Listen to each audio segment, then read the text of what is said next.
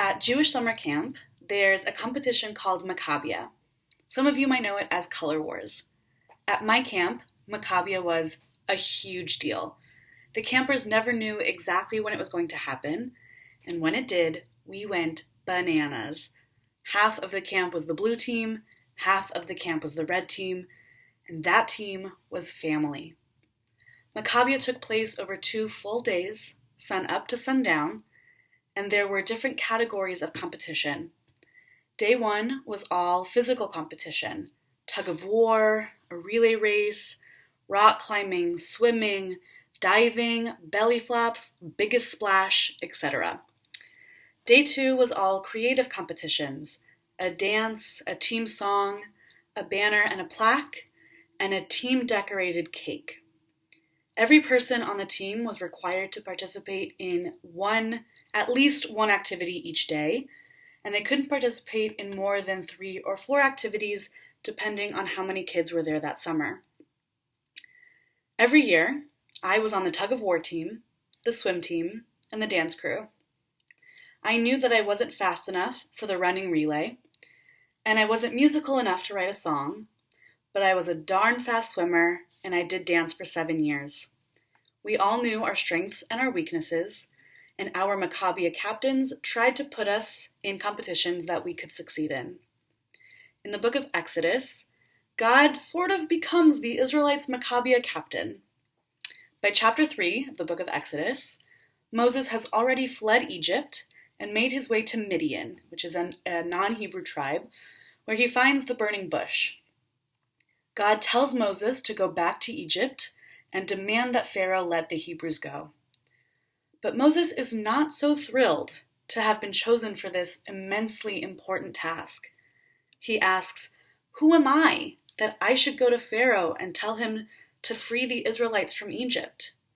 It's written that Moses has a speech impediment, and so he doubts his abilities to stand up to Pharaoh and to inspire the Hebrews. But God assures Moses that he will have help, that he won't have to do anything alone. God tells Moses to lean on his brother Aaron, saying, "There is your brother Aaron, the Levite. He speaks readily." Aaron apparently was an amazing public speaker, and God chose him to assist Moses for this assignment. Moses agrees, and from that moment until Moses' death, Moses speaks to Pharaoh and to the Israelites through Aaron. So why then did God choose Moses to lead if he couldn't even speak to his own people? Moses' strengths may not have been public speaking, but they were of empathy and courage. Moses' first act as an adult was to save an Israelite from the whip of a taskmaster, and when he first arrived in Midian, before meeting anyone, he saved Jethro's daughters from a gang of shepherds who were harassing them. Moses was good. He had a big heart, and God chose him because of his compassionate nature. Just because Moses was chosen to be the redeemer of the Israelites, that doesn't mean that he could have done any of it on his own. Aaron clearly lacked the spark that Moses had, but he had the tactical skills that Moses didn't.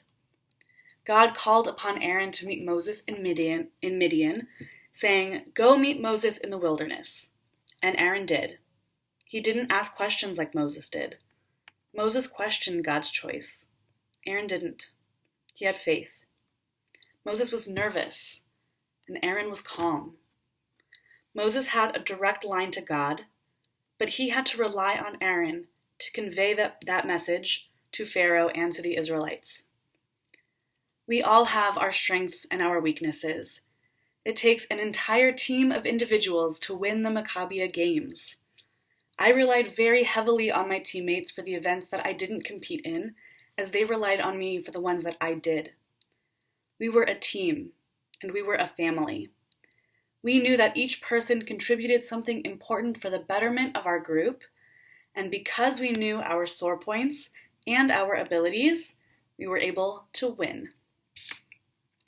If Moses, our greatest prophet, was humble enough to know where his red lines were, we too can be strong enough to lean on others for assistance.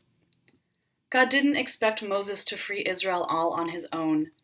and neither does God expect us to accomplish our goals without support.